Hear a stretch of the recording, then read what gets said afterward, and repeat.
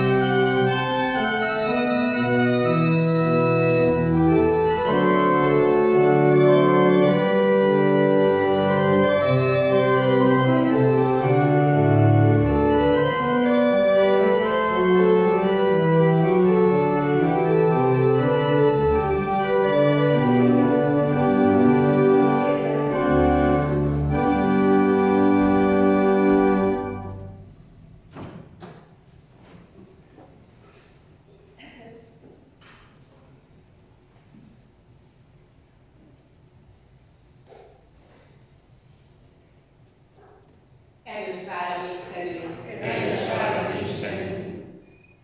Szeretettel köszöntöm a kedves testvéreket Szent Háromság ünnepe utáni második vasárnapon a hét igényével.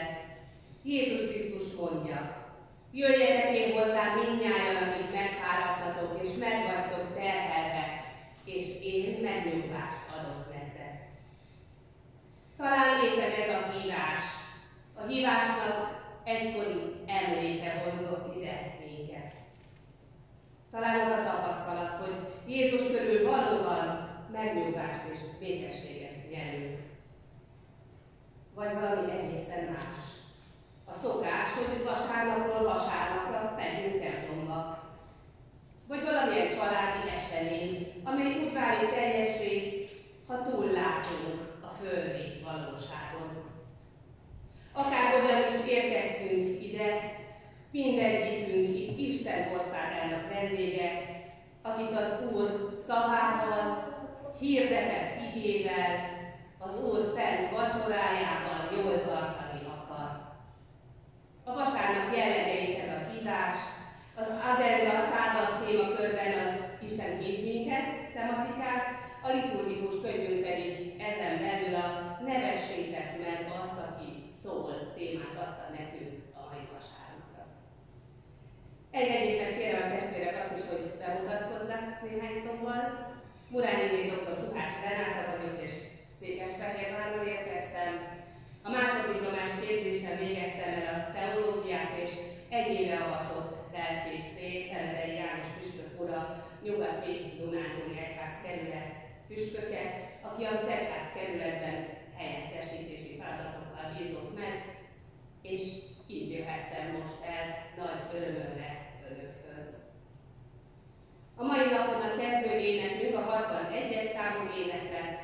Isten tiszteletünkön a 624-es számú rendet fogjuk követni. Isten áldja meg együttlétünkre. Oh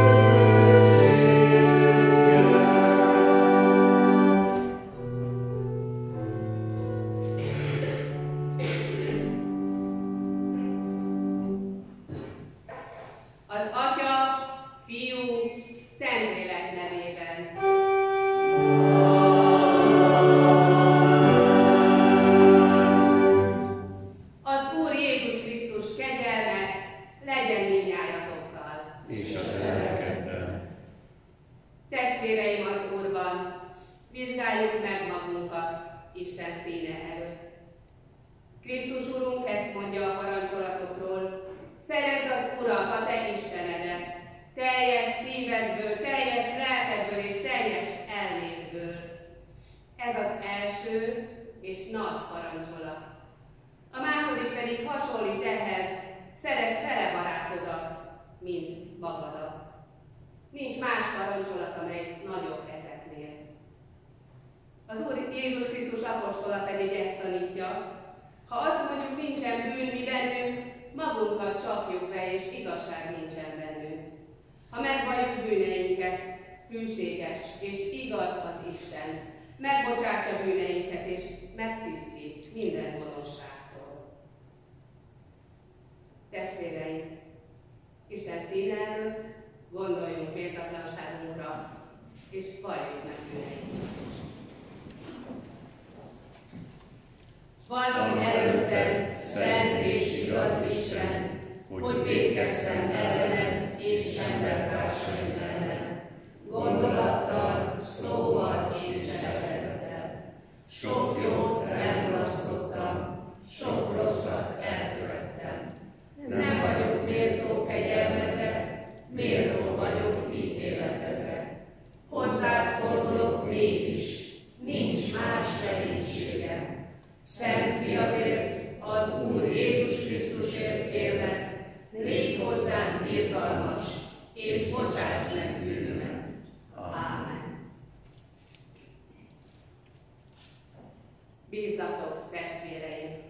Isten megkönyörült rajtunk Jézus Krisztus által, aki meghalt bűneinkért, hogy Istenhez vezessen minket. Én pedig feltámadott Urunk megbízásából feloldozzak benneteket bűneitekből az Atya, Fiú és Szentlélek nevében. Járjatok új életben a Szentlélek erejével. Ámen.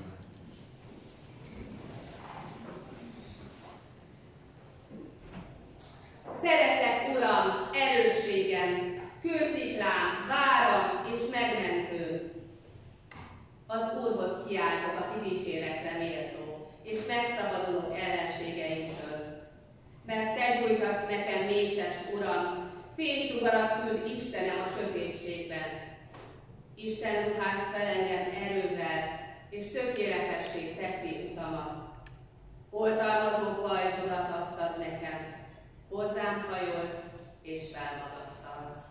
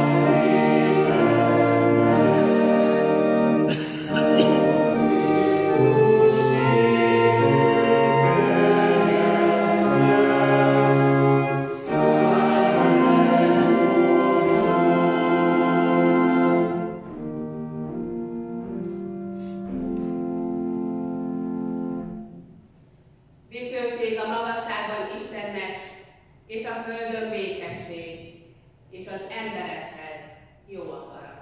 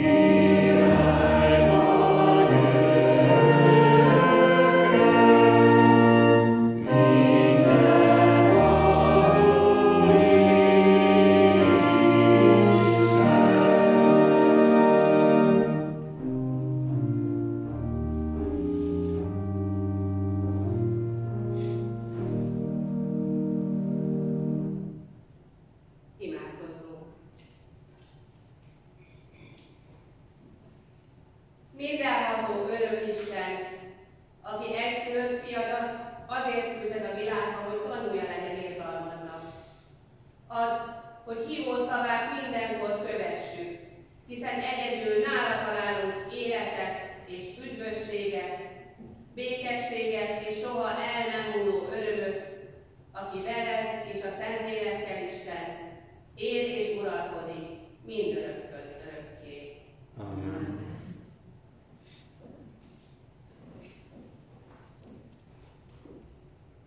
Hallgassa meg a keresztény gyülekezet Isten igéjét.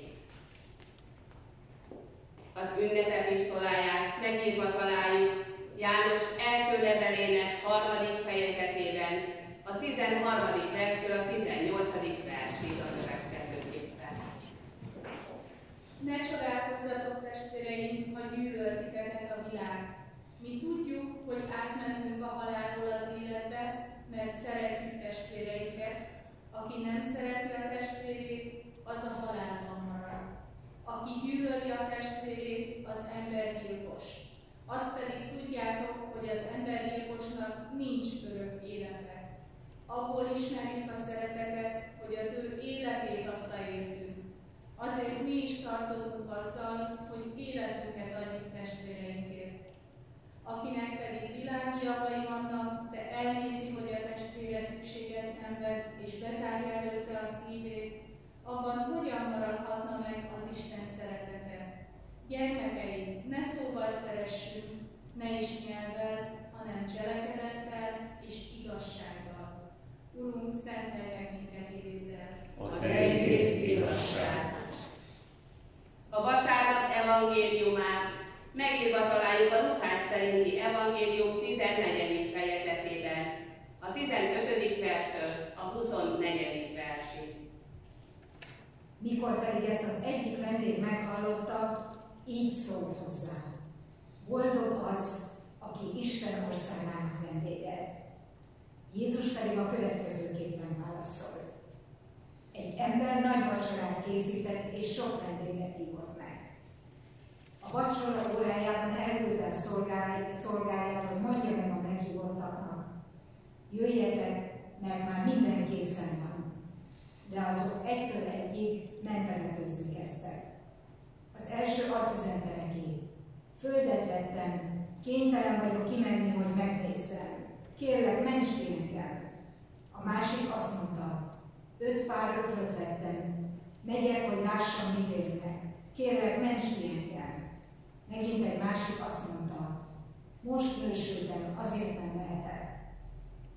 Amikor visszatért a szolga, jelentette mindezt urának.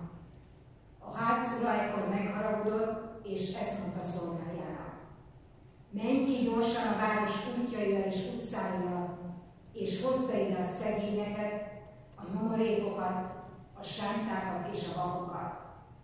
A szolga aztán jelentette: Uram, megtörtént, amit parancsoltál, de még van hely. Akkor az úr ezt mondta a szolgájának: menj el az utakra és a kerítésekhez, és kényszeríts bejönni mindenkit, hogy megtereljék a házam. Mert mondom nektek, hogy azok közül, akiket meghívtam, senki sem kóstoljon meg a vacsorámat. Ez a mai nap evangéliuma. Áldott téged, Krisztusunk!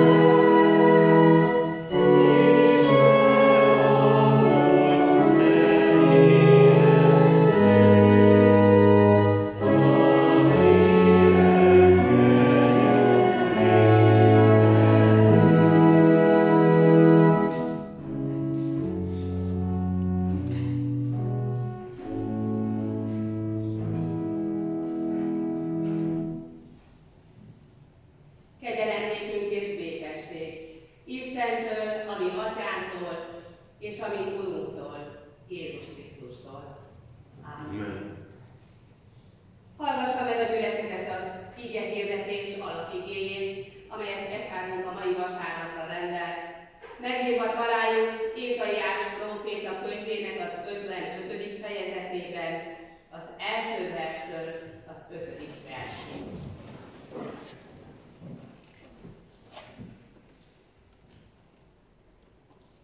Ti szomjazók, mind jöjjetek vízért, még ha nincs is pénzetek, jöjjetek, vegyetek és egyetek, jöjjetek, vegyetek bort és tejet, nem pénzért és nem fizetségért. Miért adnátok pénzt azért, ami nem kenyér? Fáradozásotok jutalmát olyanért, amivel nem lehet jól lakni. Hallgassatok rám, és finomat ehettek, élvezni fogjátok a vérfalatokat. Figyeljetek rám, jöjjetek hozzám, hallgassatok rám, és élni fogtok. Örök szövetséget kötök veletek, mert a Dávid iránti hűségem rendíthetetlen. Tanúvá tettem őt a népek között, fejedelemé és parancsolóvá a nemzetek fölött. Te pedig olyan népet hívsz, melyet nem is ismersz, és olyan népek futnak hozzád, amelyet nem ismertek. Istenednek az Úrnak dicsőségére, Izrael szentjének dicsőségére, hogy felékesítsen téged. Áldjuk az Urat, mert irgalmas. És beszéljenek meg valami örökké. Kedves testvérek, mitől lennének igazán boldogok? Amitől azt mondanánk, hogy elértem a célom. Takaros háztól, szép kerttel, gyermekáldástól, unokától, dédunokától, új autótól, lottó vagy más szerencsejátékos pénznyereménytől, jól fizető munkától, visszakapott egészségtől, szerető házastárstól, vagy sikertől, hírnévtől. Vegyesen soroltam a pénzért nem megszerezhető dolgokat a megvásárolhatóakkal, hiszen már a reklámokból is tudjuk, hogy van, amit nem lehet pénzért megvenni, és minden másra meg ott van a Mastercard. Mégis, amikor elérték végre a vágyott célt, megtörtént a testvérekkel is, hogy az örök boldogság megérése helyett újabb célt tűztek ki maguk elé, és újabb mérföldkőről levélték az életükbe, hogy majd azt elérve már tényleg teljes lesz az életük és az örömük. Barczó András öttusázó, aki egy evangélikus lelkész gyermeke, írt arról, hogy ő hogyan kereste a boldogságot. Azt hitte, hogy ha majd világbajnokságot nyer, akkor igazán boldog lesz majd. És nyert. 5 világbajnokságot és 3 olimpiai bajnoki címet. De mégsem lett boldog ettől. A boldogság valahol máshol rejlik, és talán semmi nem kell hozzá a Mastercarddal, a pénzzel, a bankkártyával megvásárolható dolgok közül. Sőt, talán éppen az ezek hajszolására fordított idő miatt, és a megszerezni kívánt, vagy megszerzett dolgok miatt veszítjük el a lényeget. Így járt az evangéliumi igénybeli 3 boldogságkereső is, akik nem tudtak elmenni a lakomára. Igazán fontos ügyek foglalták le őket. Az egyik földet vett, a másik 5 pár ökröt, a harmadik házasodott. Fontos dolog. De ez a fontos dolog eltérítette őket a céltól.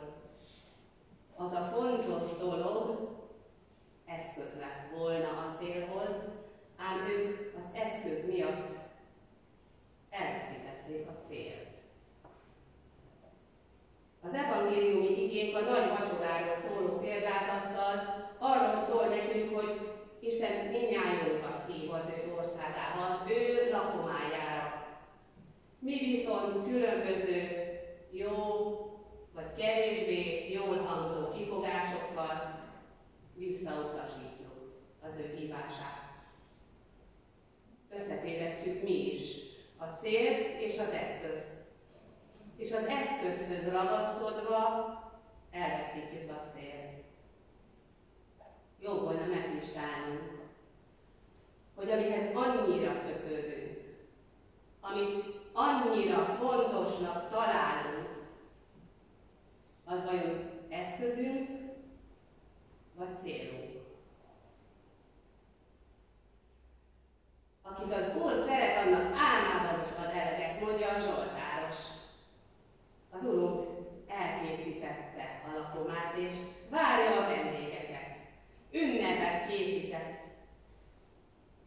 vajon van-e valaki, hogy vele ünnepeljen.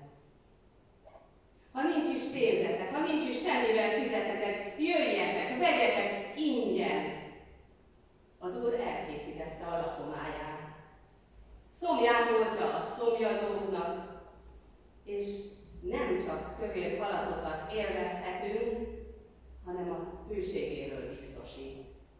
Örök szövetséget kötött velünk, és nem azt kéri, hogy mondjuk le az eszközeinkről. Nem azt kéri, hogy lemondjunk a munkánkról, a tulajdonról, a vagyonunkról, a családi kapcsolatokról, vagy a társadalmi előmenetelről. De azt kéri, hogy ellenőrizzük, vajon ezek valóban eszközök számunkra? Méghozzá arra, amire a levélbeli igénk hívta fel a figyelmet, a testvér szeretetre. Arra, hogy ne szóval szeressünk, hanem cselekedettel és valóságosan. Igénk ma önvizsgálatra hívnak, hogy vagyonunk, munkánk, szórakozásunk, tanulásunk, a dolgok, a boldogság utáni vágyakozás ne uralkodjanak rajtunk, hanem Krisztus szabadságában éljük életünket.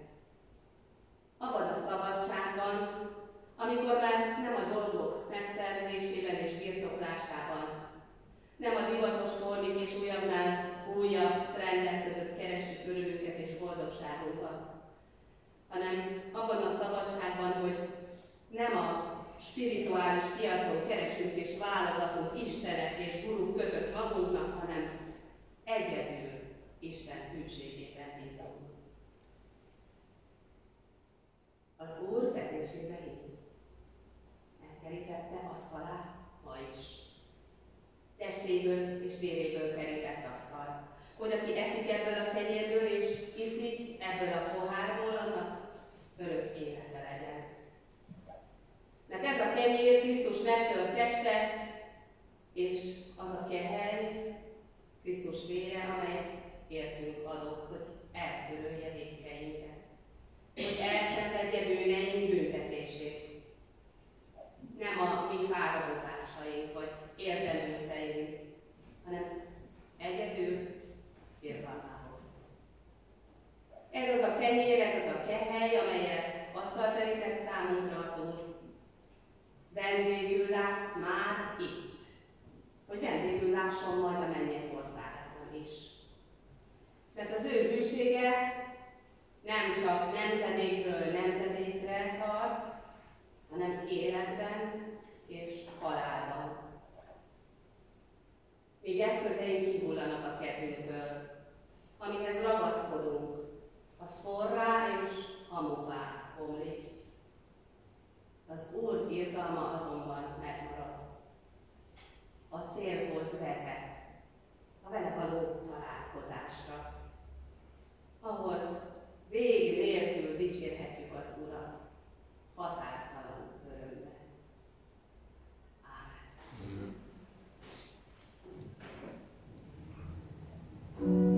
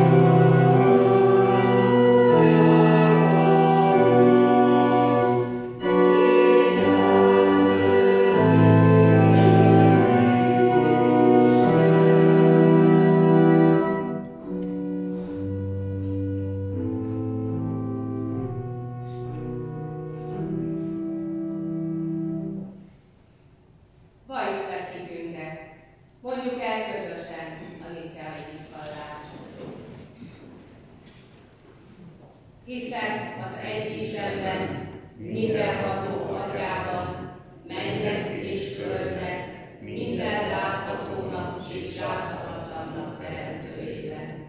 Hiszek az egy Úrban, Jézus Krisztusban, Isten egyszülött fiában, aki az Atyától született minden idő előtt. Isten az Istentől, világosság a világosságtól, valóságos Isten a valóságos Istentől. Született és nem teremtetett, az Atyával egy lényegű, és általa lett minden.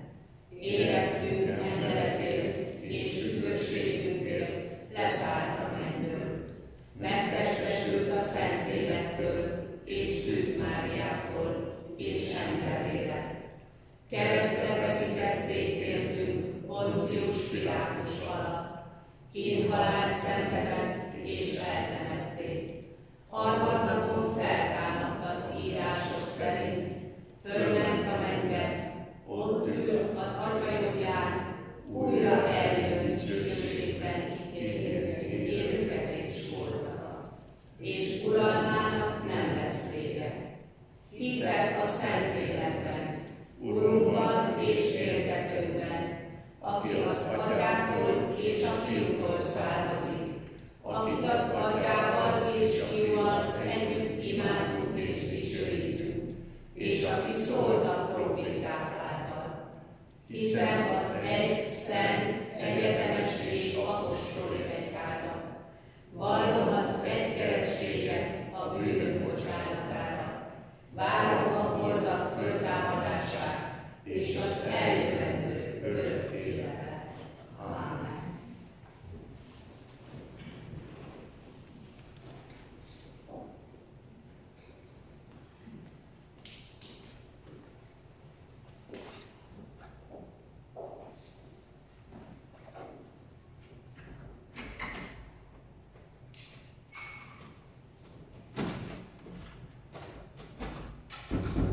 Sok szeretettel köszöntöm gyülekezetünkben Murányi Néz Szuhács Renáta lelkészasszony, és egyben köszönöm a szolgálatát.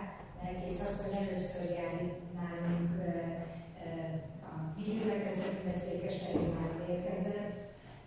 Örülünk, hogy itt láthatjuk vendégül, reméljük, hogy máskor is találkozunk. Köszönjük a szolgálatot, és bízom benne, hogy mindenki meghallja ezt, hogy Isten hív minket, és hogy a boldogság azok nem ilyen földi dolgokban van a mi boldogságunk, hanem a Isten országában van a mi boldogságunk. Még egyszer köszönöm lelkészasszonynak, Isten áldása kísérje szolgálatát és életét. Hirdetem az előttünk álló programokat, a következő hét programjai. Elsőként holnapi programot hirdetek, ami a férfi kör alkalma, de mindenkit szeretettel várnak. Lukács László testvérünk jön, lesz a vendég, ő fog beszélni festményeiről, verseiről, önmagáról, elajánlott nekünk ezt a lehetőséget, mindenkit szeretettel hív és vár a férfi kör, de a hölgy testvéreket is. Hirdetem, hogy szombaton 10 órakor tanévzáró istentisztelet lesz, Tedeum, itt a templomban, a hittanosai részvételével a hittanosainknak és családjaiknak, de a gyülekezeti tagokat is szeretettel hívjuk és várjuk erre az alkalomra. Ez egy jó alkalom, lehetőség, hogy találkozzunk a fiatalokkal, ezáltal tudunk kapcsolatot építeni, a fiatalok korosztályról bevonni őket a gyülekezet életébe.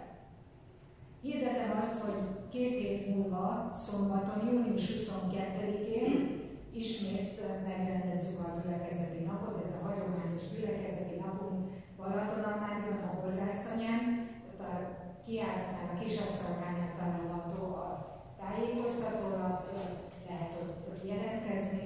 A vendégünk és az előadónk Mészáros Tamás lesz, az egyházkerület felügyelője. Szeretettel hívunk mindenkit, és várunk erre az alkalomra is mindenkit. Hirdetem, hogy megjelent a Dunántúli Harangszó, legújabb szám, ez az egyházkerület lapja, az egyházkerület és az egyházmegyék híreivel, teológiai írásokkal, egyháztörténeti írásokkal szeretettel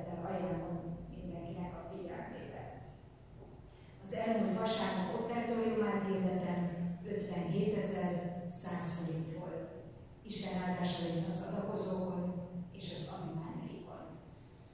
Dicsőség az Atyának, a Fiúnak és a Szentléleknek, miképpen volt kezdetben, most és mindenkor, és mindörökkön örökké. Amen.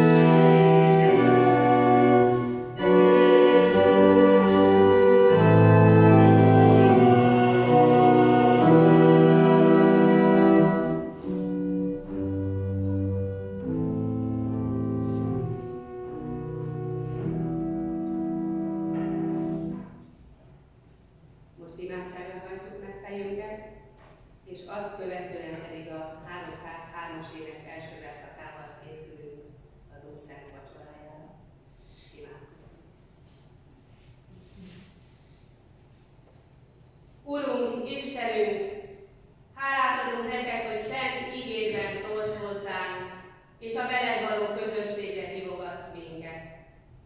Hűségedben bizakodunk most is, amikor hozzád fordulunk imádságunkban. Könyörgünk egyházadért és gyülekezetünkért. Tégy bennünket nyitottá, hogy örömmel és szeretettel fogadjuk azokat, akik keresik a veled és a népeddel való közösséget. Jézus Krisztusért kérünk. Urunk, hallgass meg minket! Könyörgünk az ige hirdetőkért, és mindazokért, akik szeretetet követeli az emberek között. Tedd hatékonnyá szolgálatukat, és támogasd őket, hogy örömmel végezzék munkájukat. Azokért is imádkozunk, akik még nem hallották üdvözítő kegyelmet hírét. Add, hogy hozzájuk is eljusson evangéliumod, és megnyerje őket országodnak. Jézus Krisztusért kérünk. Urunk, hallgass meg minket! Könyörgünk azokért, akik a hétköznapok rohanásában elveszítették életük célját és értelmét. Add, hogy rád találjanak, és benned életük újra értelmet kapjon. Jézus Krisztusért kérünk. Urunk, hallgass meg minket!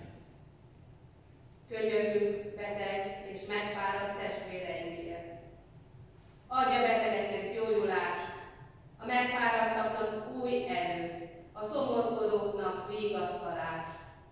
Áld meg azokat, akik közöttük a szeretet cselekedeteivel tanúskodnak rólad.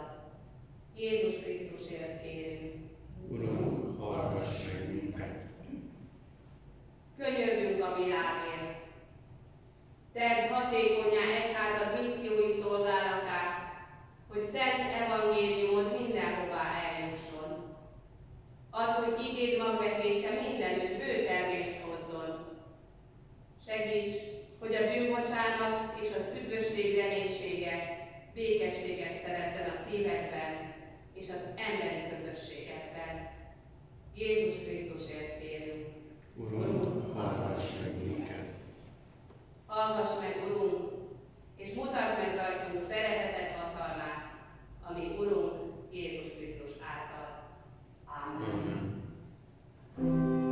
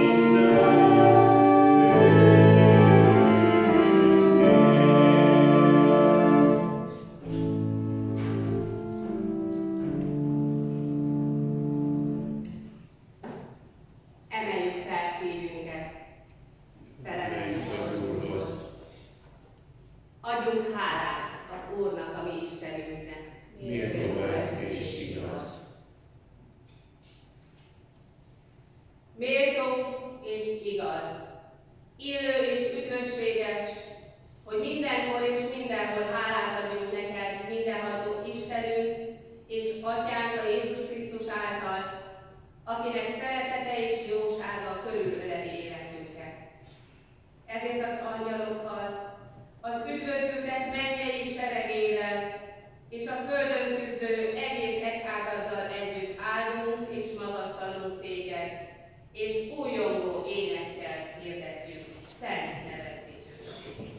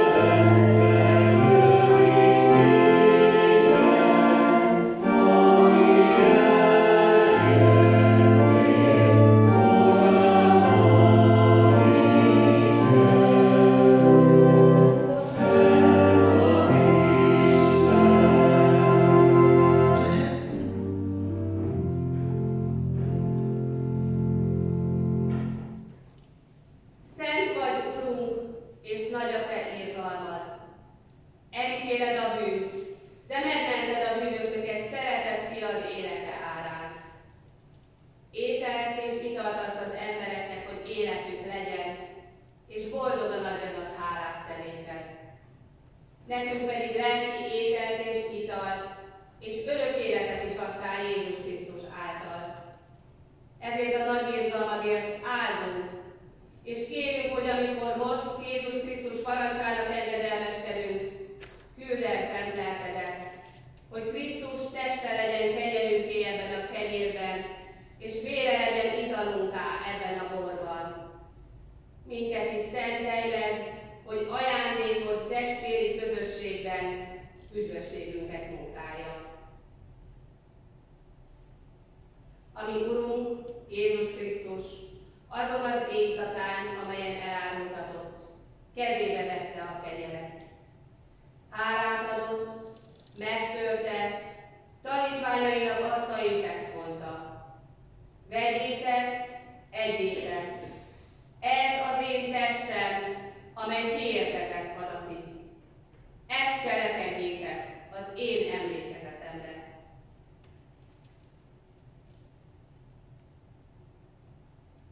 Hasonlóképpen miután vacsorált, kezébe vette a kelyhet is. Hálát adott, nekik adta és ezt mondta: igyatok ebből mindnyájan, ez a kehely az új szövetség az én vélemben, amely ti értetek és sokakért kiontatik bűnök bocsánatára. Ezt cselekedjétek, valamennyiszer isszátok az én emlékezetemre. Ezért valamennyiszer eszünk-e kenyérből, és iszunk-e kehelyből. Az Úr halálát hirdetjük, amíg el nem jön. Mert méltó a megöletett bárány, Jézus, hogy övé legyen az áldás és a tisztesség, a dicsőség és a hatalom mindörökkön örökké. Amen.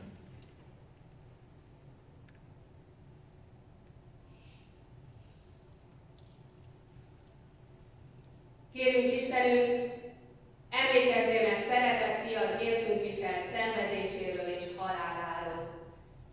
Áraszt ki szent lelkedet mindnyájunkra, hogy megváltunk keresztjének titkát ünnepelve, feltámadásának erejével részesüljünk.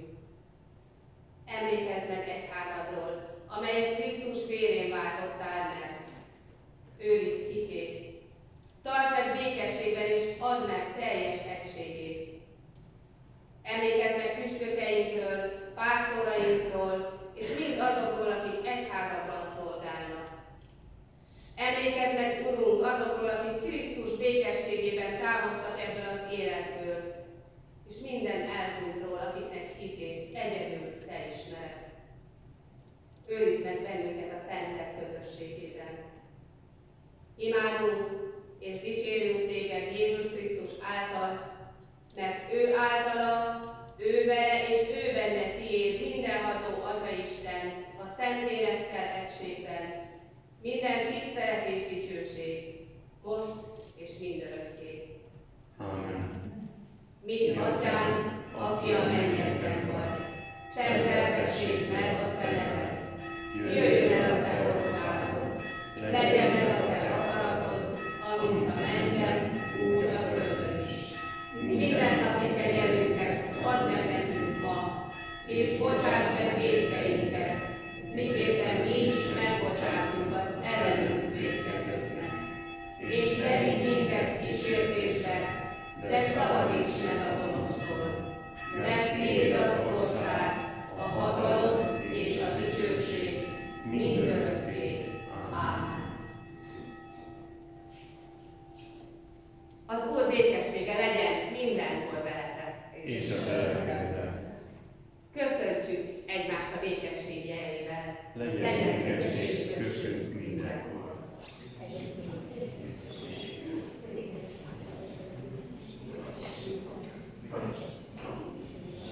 Legyen békesség köztünk mindenkor. Legyen békesség köztünk mindenkor. Békesség. Legyen békesség köztünk mindenkor. Legyen békesség köztünk mindenkor. Legyen békesség köztünk mindenkor.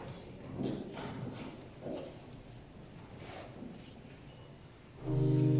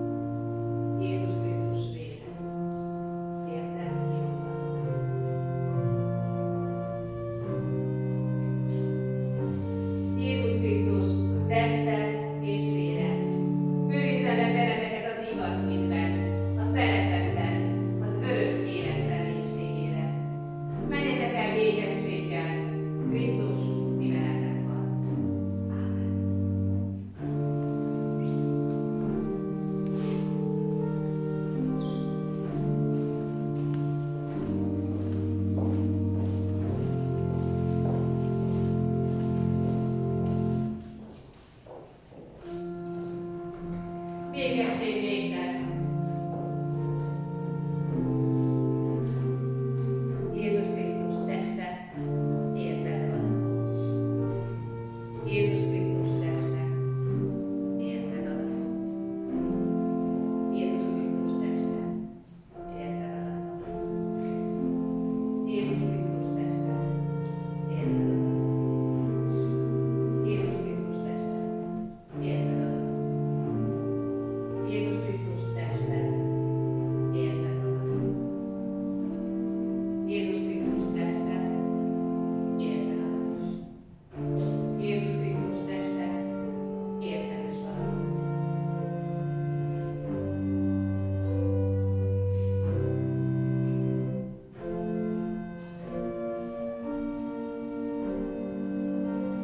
Jézus Krisztus vére, érted kiadta. Jézus Krisztus vére, érted kiadta. Jézus Krisztus vére, érted kiadta.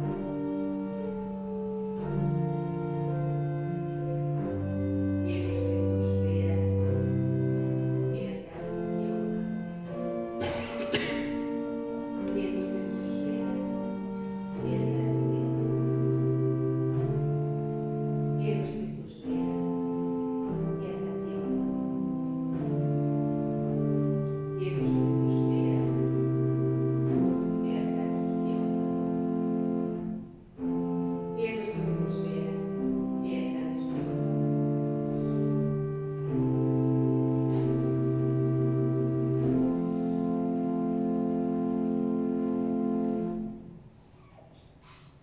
Jézus Krisztus teste és vére. Őrizze meg bennünket az igaz hitben, a szeretetben, az örök élet reménységében. Menjünk el békességben, és szolgáljuk az Úrnak örömmel. Krisztus velünk van. Ámen.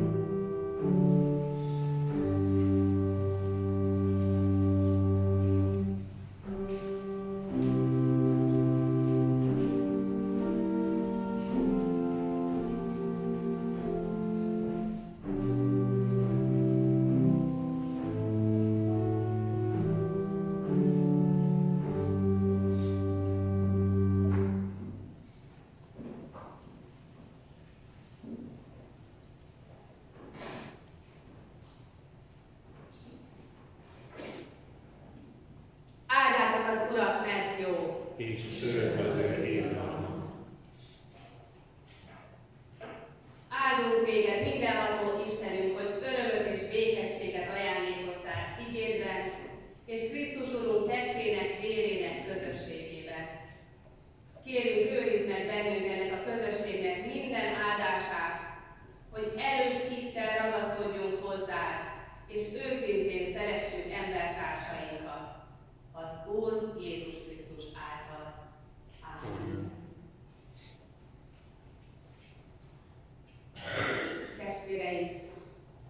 menjetek és hirdessétek az Úr halálát és feltámadását. Tanúskodjatok szeretetéről. Ti, akik megízleltétek a bűnbocsánat örömét, építsétek hát a testvéri közösséget az emberek között, megbocsátással és áldozatos szeretettel. Ebben segítsen benneteket Isten áldása. Isten népe, az Úr áldjon meg és őrizzen meg téged. Az Úr világosítsa meg az ő arcát te rajtad, és könyörüljön rajtad. Az Úr fordítsa az ő szent arcát te felé, és adjon feléd